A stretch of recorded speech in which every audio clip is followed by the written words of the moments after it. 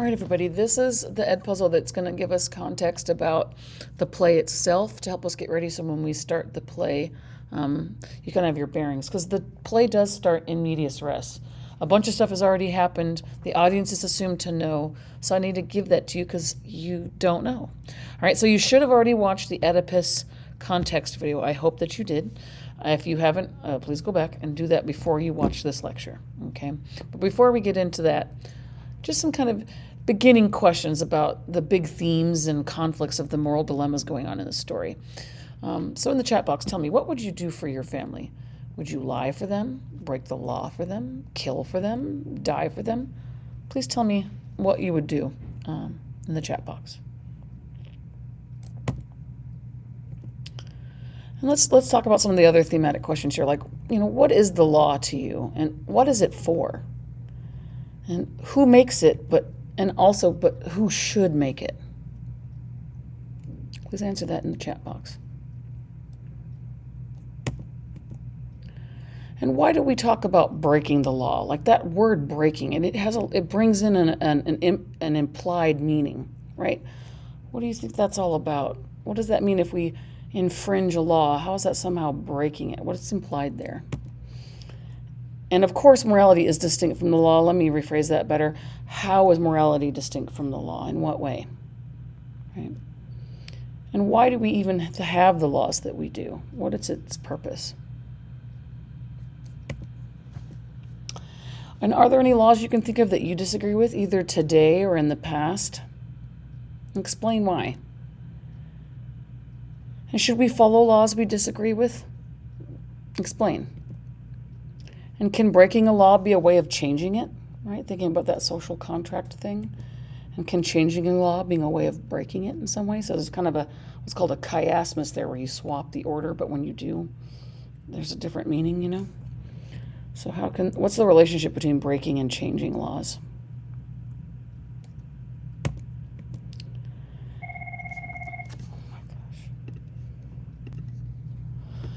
And our essential question here, you guys, is, how does, oops, that's being weird now. There we go.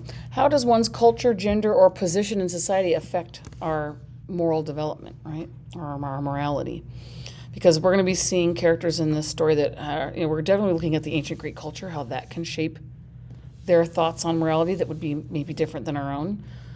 It's going to definitely be this kind of male versus female kind of like ways of seeing morality, possibly, but also the position because of gender, but also position within the kind of power structures, right? Because there's going to be peasants here, and also, women in Greek culture were, even princesses would have very little power, okay? How does our position in society, right, our points of view and our experiences shape our morality? That's kind of like the overriding essential question that we're going to be looking at here, okay? So now I want you guys to get your notebook out and take some notes, because you're going to be taking some notes on the play that you're going to need, so you can tell who apart from whom and all that stuff, okay? All right, so a brief little introduction to Antigone here. This play is a sequel, as I had said before, to Oedipus Rex. It's actually the third in a trilogy, okay? And the whole thing starts off as it's basically a big family fight of the royal family of Thebes, okay? And there's a huge ethical dilemma. The situation is that this is what's happened before the play even starts. Oedipus is dead, and his two sons are arguing about who should be king. It should be the elder one, and they get into a fight, and the younger one thinks that he should have it, not the elder one, and they get into this fight. One of the brothers goes against what should have been. Eteocles should have been king, okay? But his brother, Polynices, says, no, I should be king instead, and goes to a different city-state that's actually an enemy of Thebes, and gets a bunch of those soldiers to come help him try to get his crown. And that's considered like a huge betrayal to his country by the king. And so, anyway, war happens, a civil war between brother and brother about who should be king. And the brothers end up killing each other, and they die. And so now they've got no king. So Creon is now king because the girls, the princesses, don't get the crown. It's a very patriarchal society at the time, okay? And so the king is the next the next in line for king, is Creon, the uncle, who was in Oedipus Rex also as a character, and was kind of the major good guy in that one, trying to get Oedipus to listen to reason.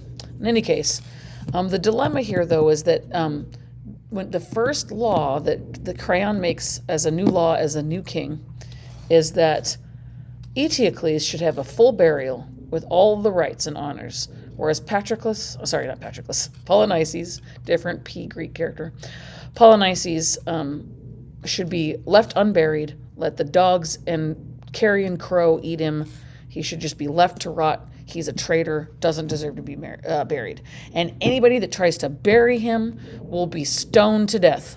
Okay, the death penalty, because, the king's trying to smack down the law so people will respect him. He's got to seem strong. It's kind of like how teachers at the end of the year got to be really strict so that you respect them. If you're all loosey-goosey and everything's great, they'll just walk all over you, right?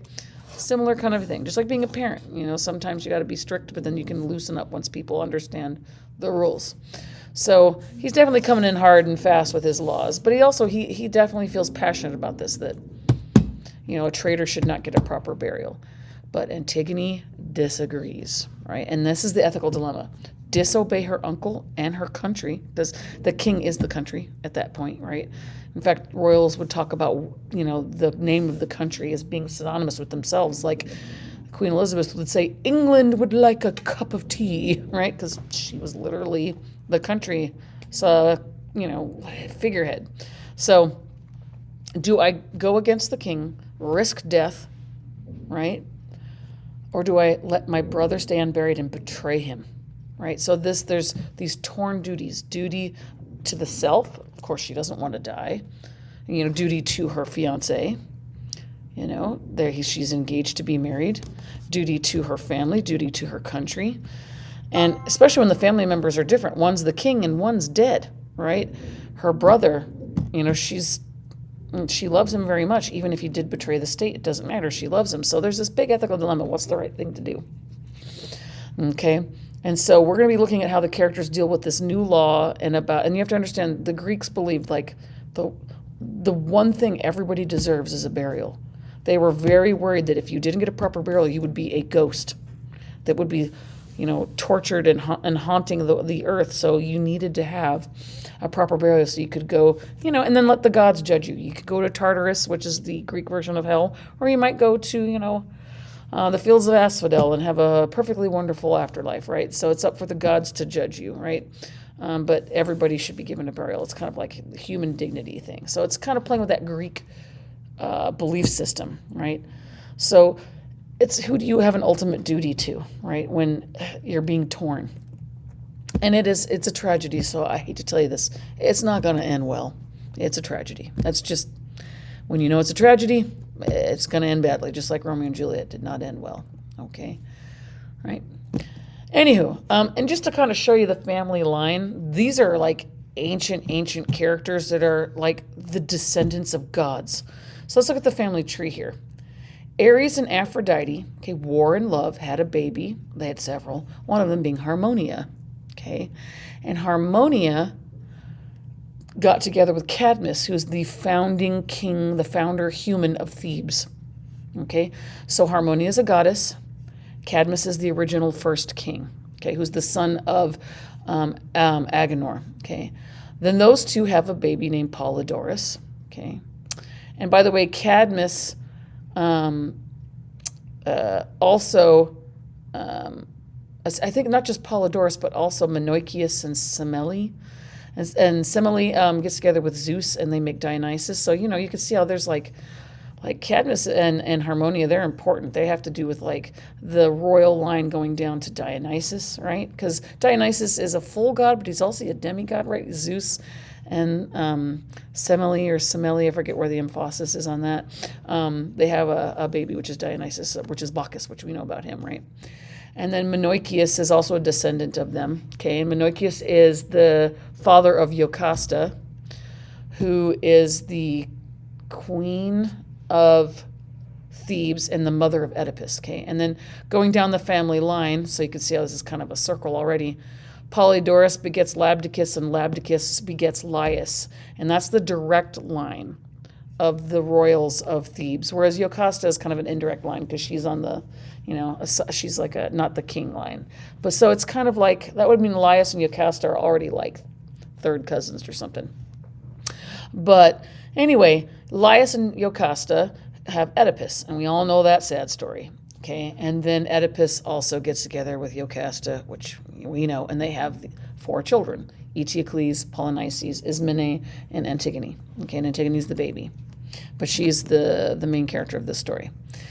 Anyway, Menoikeus doesn't only have Jocasta as a daughter, but he has Creon as his son, and he is the main character along with Antigone in this play. Okay, and he's now the king of Thebes, and he wasn't involved in any of the incest stuff. Okay, and then his wife's name is Eurydice. It's not the Greek Eurydice that was married to the god of music, not the or at least the symbol of. No, he's not really a god, but kind of. What's his name? Gosh, he's the one that was able to trick Hades to let him get his daughter. Not trick, but convince Hades to let his daughter out. Not his daughter out, his lover out, Eurydice out, playing beautiful music. Gosh. Anyway, when I remember, I'll say it. But anyhow, but it's not that one. This is just somebody with the same name. And then these two, Creon and Eurydice, gave birth to Haman and Megaris. Megaris is already dead at the beginning of this play. Haman's the only one left alive, and Haman is betrothed to Antigone. So you can see how they're first cousins, icky. But that's not uncommon in royal families. So you can kind of see this family tree stump here, but how they're kind of like 4th level gods. They're, special people. And here's another way to kind of look at the family tree of like the immediate line, right? You've got Laius and Jocasta, gave birth to Oedipus. Here's Jocasta, they're 4 kids, right? And yeah, so it's kind of a stump. It's like a circle. Whoopsies. Okay, so focusing on each of the characters to try to help make this kind of clear for you, let's look here. So definitely want to take notes on this. So Creon can be spelled with a K or a C, but technically it would be a K or a kappa for the Greeks. It's Romanized with a C, but I don't care how you spell it. But anyway, this is the king. Remember, he is the uncle and brother-in-law of Oedipus. Okay, he is also the uncle and possible father-in-law of Antigone. Okay, he's the new king. All right, and he's the one that's setting the law about not burying one of his nephews. And these are the 2 nephews that we never see them, but they talk about them all the time: Polynices and Eteocles. Polynices is the brother. Just a second. Natalie Flores, come to the. Sorry, announcement. Anyway, Polynices is the one who was considered the traitor and was left to rot and not get a proper burial. Eteocles got the full royal burial, full honors. He's not the issue. The issue is dealing about what to do about Polynices. Okay. Antigone. Antigone is the named main character here. She is the daughter of Oedipus and Jocasta. She's also the half-sister of her dad, right? Oedipus. She is the sibling to the 2, right? These 2 dead guys, right? And also to Ismene. She's the baby of the family. She's the one that was the closest to her dad, though. She helped him out in the second play called Oedipus at Colonus, or whatever. And she's the one that's got this whole idea about, let's bury my brother anyway. She's willing to break the law and do it, okay? Because she loves her brother. All right. Ismene is the older sister. She is the daughter of Oedipus and Jocasta, right? Also the half-sister of Oedipus. She is the full sister of Antigone and, Eteocles and Polynices. She's not into burying her brother, and I'll let you guys see why and how, and you guys can determine, where she and those 2 belong. So all 3 of those people you're going to be judging, right? What does Creon believe? What does Antigone believe? What does Ismene believe, right? That's for you guys to decide. All right, so she's just the sister. She's a princess, but she's not the main character. We'll only see her in 2 scenes. Okay. All right, Haman. Haman is the King Creon's son, also first cousin to all of the children of Oedipus, including Antigone, who is his fiancée. Okay. and we will only see him in one scene, but we'll be able to hear things he says off stage in another scene. But he's a major character, and he confronts his dad about the whole thing, okay? About Antigone and about stuff. You'll see. Okay. And then there's an unnamed character, but he's in it a lot. He's either called the sentry or the soldier. I think our script says the soldier. Means the same thing. He is of the lowest class. He's even portrayed in the version we're watching to be kind of like a Cockney accent, which is the lower class accent of England, whereas the others have more proper accents. He is just a basic soldier that is sent to watch the body of Polynices along with some other guys to make sure nobody buries him, okay? So he's going to come in and bring some news to the king, and there's going to be this huge conversation between the two of them. Okay. All right, Eurydice. Remember, in ancient Greek, you don't have silent vowels, so it's not Eurydice, it's Eurydice. Okay, and she has committed no incest. Okay, she's unrelated by blood to these other folk. She is the wife of Creon. She's the aunt of both Oedipus and all of his children. Right. She's the mother of Haman, okay? She's barely in this, but what she says and what she does is powerful, and she's a hard one. You're going to have to, really think about where does she belong, okay? But she doesn't come until the very end, all right? But she's important, okay? Now, those are the 6 characters that you're going to be analyzing, but there are other characters, of course, too. There's a messenger, and there's the chorus. And the chorus is this strange thing. The chorus are both kind of like the narrator when the characters are off stage explaining stuff. They also do prayers to the gods, because you have to understand the ancient Greeks believed that plays during theater season were considered a religious act to worship Dionysus. And so, of course, they're going to set off prayers. They also say thank you for the muses for creating this art, and they also are going to be begging the gods to not, destroy them and that kind of thing. So it's kind of like, watching a play in church. And so they're going to be kind of being the intermediary, like giving prayers to the gods. They're also explaining what's going on, and they're kind of like the audiences. They're kind of like the audience too, in that they're reacting to what's going on in the story, just like you're supposed to be kind of going, hey man, that's messed up, or whoa, what about this? So they're kind of like commenting on the play itself, so it's kind of a meta move. And the reason why they're called the chorus is because originally plays were all in chorus, just like a musical thing where they all sang at once. That's what choral means. It means all together. And then they started having soloists, and then more than one solo. And then it just kind of became where the chorus became the smaller part of the play, and the talking of the actors became their whole thing. And it's kind of a sing talk, so it's kind of hard to understand them. And we're not going to need to analyze anything they say. I will explain it. This is the weirdest part of the play that throws people for a loop. All the regular dialogue is easy to understand. It's not like Shakespeare. It makes sense. It's just common conversation kind of stuff. The chorus, on the other hand, is being poetic. So don't worry, I will explain this stuff, but we're not analyzing them. They are not moral agents here. They are just the narrator when they're the chorus. However, they do also become the advisors to the king when it's not the chorus's turn to talk, okay? So they're going to be just kind of like advisors to the king. But again, they're not really making any moral decisions, so they're not moral agents, so we're not going to be judging them. But they are in it a lot, okay? And so what your job's going to be as you're watching is, where do these characters fit, and how do you know? You're going to have to be highlighting the text and putting like the numbers or the like initials of the stages to help you guys kind of figure out, where do they go? Where does Antigone belong? Where does Creon belong? Where does Eurydice belong? Where does Haman belong? Where does Ismene belong? Where does the sentry belong, or the soldier, right? So that's what you guys are going to have to figure out and tell me, okay? Now, to give you a little context and about the form, the play is structured in a way that you might find mostly familiar. Shakespeare's form of plays follow very closely. If you recall, Shakespeare has 5 acts. Well, guess what? So does this, but it has some other parts too that he didn't have. Okay. And within the acts, they would have the chorus come in and talk, and all the other actors leave the stage, okay? So the first part is the prologue, or prologos, okay?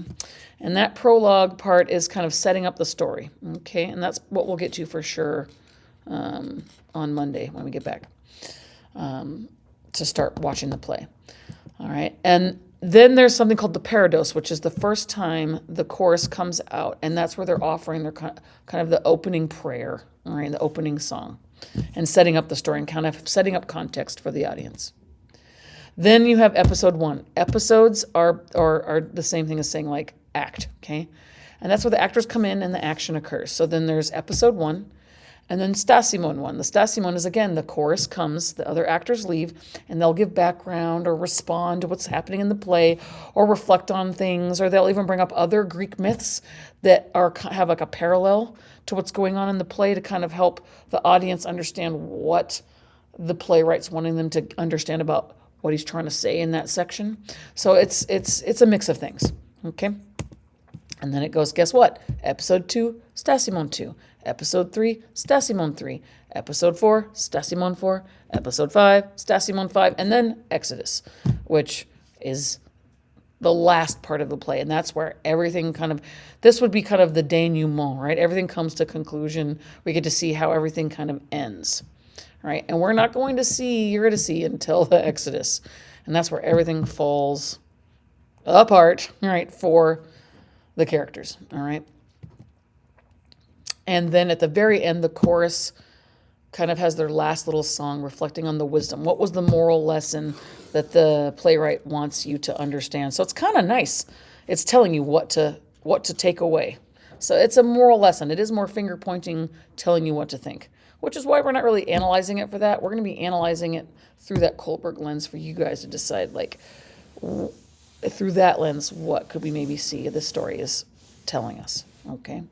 So that's that. We'll start off the prologue together. You can ask me any questions you had during note-taking, and I'll clarify before we get going, and I will play you guys some explanations of the chorus parts so that you don't get confused. But yeah, I can't wait to see what you guys see, and it'll be fun. Bye-bye.